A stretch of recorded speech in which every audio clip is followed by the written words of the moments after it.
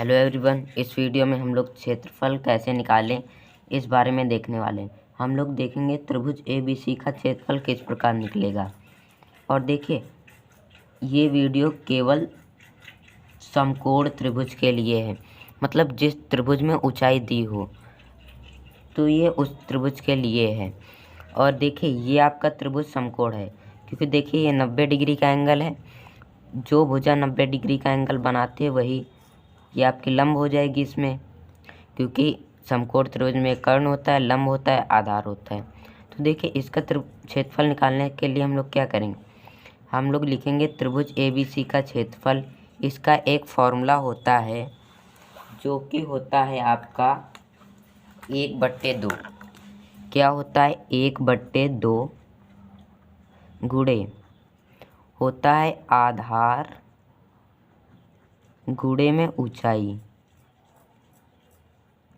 आपका ये फॉर्मूला होता है, गुणे में ऊंचाई कर दीजिए बस। ये आपका फॉर्मूला होता है समकोण त्रिभुज का, मतलब जिस त्रिभुज में ऊंचाई दी हो उसका क्षेत्रफल निकालने के लिए आप लोग सिंपली इस फॉर्मूले का प्रयोग करेंगे, आप निकाल सकते हैं। और देखिए, इस पे हम लोग रख के देखते हैं। हम लोग बराबर करेंगे, ये फॉर्मूला तो हमने लिख ही दिया, हम लोग इससे कर लेते हैं। अब 1/2 ऐसे ही हो जाएगा, इंटू लगाएंगे। आधार देखिए क्या होता है, मैंने पहले बताया कि त्रिभुज समकोण त्रिभुज में कर्ण होता है, क्योंकि 90 डिग्री के सामने का कर्ण होता है हमेशा, और ये लंब होता है और ये आधार होता है। तो आधार इसमें 8 सेंटीमीटर है तो हमने 8 लिखा, इंटू ऊंचाई 12 सेंटीमीटर है तो 12 कर दिया। अब हम इसको काट कर लेंगे, 2 1 जा 2, मतलब 2 1 2, 2 4 को 8। अब इसका गुणा कर लेंगे, 12 का पहाड़ा 5 बार पढ़ेंगे तो क्या हो जाएगा, 12 का 12 12 दूनी 24 12 36 बचो 48। तो 48 भुजाएं सेंटीमीटर में है तो सेंटीमीटर स्क्वायर लगा देंगे, क्योंकि क्षेत्रफल को हम लोग वर्ग इकाई में मापते हैं। अब हम लोग इसका एक और क्वेश्चन कर लेते। देखिए, हम लोग इस आकृति का क्षेत्रफल कैसे निकालेंगे। तो आप कह रहे होंगे कि इसमें तो 90 डिग्री का एंगल ही नहीं बन रहा। देखिए, 90 डिग्री का सिंबल यही होता है, जो ये होता है ये आपका 90 डिग्री का सिंबल हो। तो देखिए, इस त्रिभुज में यदि हमें ये मालूम चल गया ये 90 डिग्री है तो हम लोग, और क्षेत्रफल देखिए, पहले मैं इसका क्षेत्रफल लिख देता हूँ, 1/2 आधार गुणे ऊंचाई, आधार कर देंगे गुणे में ऊंचाई कर देंगे। ये फॉर्मूला आपको याद रख लेना है, आधार गुणे ऊंचाई। देखिए, इतना हमने कर दिया। और अब कहेंगे आधार। देखिए, आधार होता क्या है, जिस डिग्री पर लंब, ये लंब होता है मतलब सीधी रेखा, कोई एकदम सीधी। और आपको लंबाई रटने की ज़रूरत नहीं है। लंबाई कैसे आप याद करेंगे, मतलब ये ऊंचाई कैसे आप समझेंगे। देखिए, ये कोई त्रिभुज है, ये कितना ऊंचा है, हम लोग ऊपर से यहाँ नीचे तक ही तो नापेंगे। देखिए, जैसे हमने ये त्रिभुज बनाया है तो इसको कैसे नापेंगे, हम लोग सबसे ऊपर से ऐसे ही तो नापेंगे इसको रख के, तभी तो इसकी पूरी ऊंचाई मालूम चलेगी। उसी प्रकार हमने इसमें किया था। इसमें हमने इसको क्यों ऊंचाई माना था, क्योंकि ये त्रिभुज है, इसकी पूरी लंबाई मतलब पूरी ऊंचाई ज्ञात करने के लिए हमें सबसे नीचे वाले बिंदु को सबसे ऊपर वाले बिंदु के बीच की दूरी ज्ञात करनी होगी। उसी प्रकार हमने इसमें किया ऊंचाई ज्ञात करने के लिए। तो ऊंचाई इसीलिए इसकी ये वाली हो जाएगी, क्योंकि पूरे त्रिभुज की अगर ये लेंगे तो ये टेढ़ी हो रही है और ऊंचाई एकदम सीधी नापी जाती है। तो इसकी ऊंचाई तो हमें मालूम चल गई 6 सेंटीमीटर।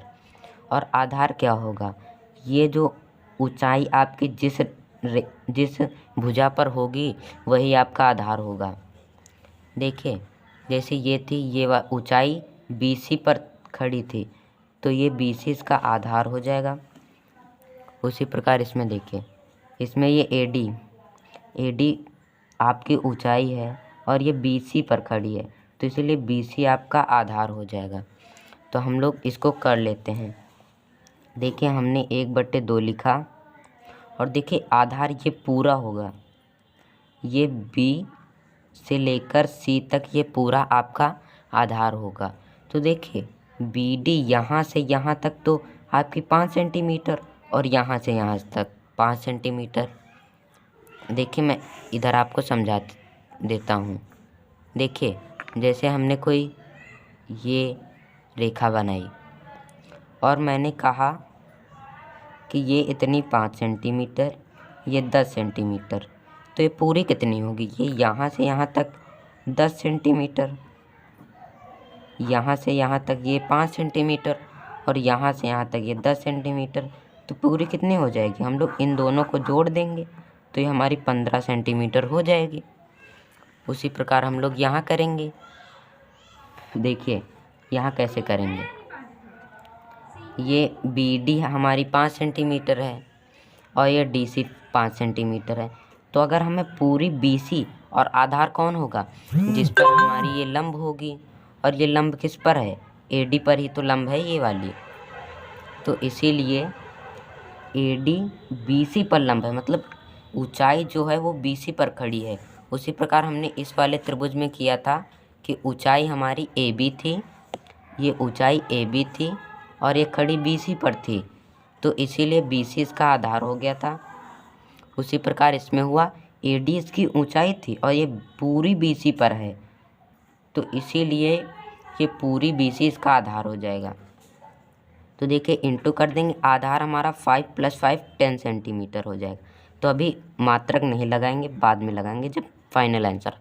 और ऊंचाई तो यही होगी क्योंकि इस त्रिभुज की पूरी ऊंचाई यही होगी, तो इसको हम लोग कट कर देंगे। तो हमारा इसका आंसर आ जाएगा 30 सेंटीमीटर स्क्वायर। सेंटीमीटर स्क्वायर क्यों? क्योंकि हम लोग क्षेत्रफल को हमेशा वर्ग में लिखते हैं, वर्ग इकाई में मापते हैं, तो इसीलिए हमने इसको लिखा। तो इसी तरह मैं आपको एक और एग्जांपल समझा देता हूँ। अब देखिए इसका हम लोग क्षेत्रफल कैसे निकालेंगे। अब देखिए ये क्वेश्चन आपको नहीं समझ में आ रहा होगा।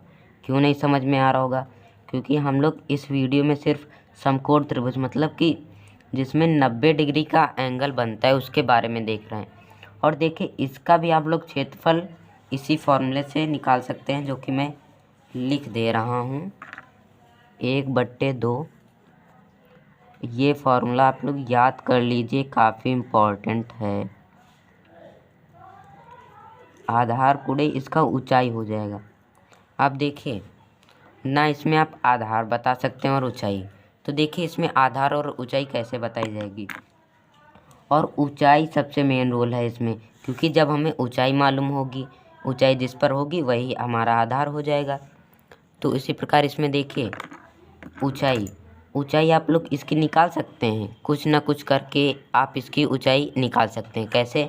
देखिए हम लोग इस पर कोई एकदम सीधी रेखा डालें तो वही हमारी इसकी ऊंचाई हो जाएगी, क्योंकि ऊंचाई एकदम सीधी होती है। सीधी हमने ये रेखा खींची और इसको माप लेते हैं, ये हमारी 5 सेंटीमीटर आप इसको मान लीजिए, ये हमारी हो जाएगी 5 सेंटीमीटर।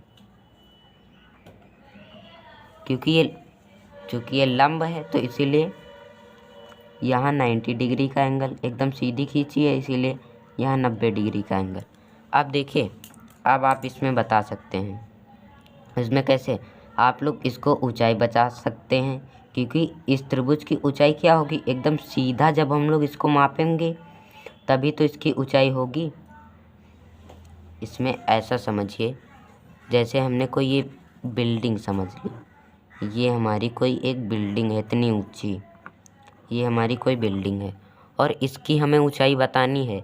तो आप लोग यहाँ से पूरी लेकर, मतलब इस पॉइंट से लेकर नीचे एकदम इस पॉइंट तक देखेंगे, तभी तो इसकी ऊंचाई मालूम चलेगी। उसी प्रकार जैसे मैंने ये इतना ही ऊंचा है, इसको मैंने त्रिभुज के जैसा ऐसे बना दिया, इसको ऐसे समझ लीजिए, ऐसे बना दिया, नीचे है एकदम, तो इसकी भी तो ऊंचाई यही होगी। ऊपर से एकदम नीचे सब तक नापेंगे, वही मैंने यहाँ किया है कि ये त्रिभुज है, ऊंचाई तो हम लोग ऐसे ही नापेंगे।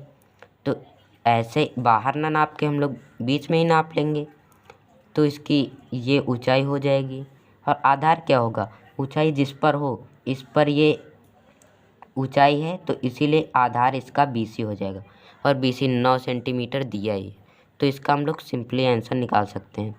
1/2 इंटू आधार हमें दिया है 9 सेंटीमीटर और ऊंचाई हमें 5 सेंटीमीटर दिया है, तो इसको कर लेंगे।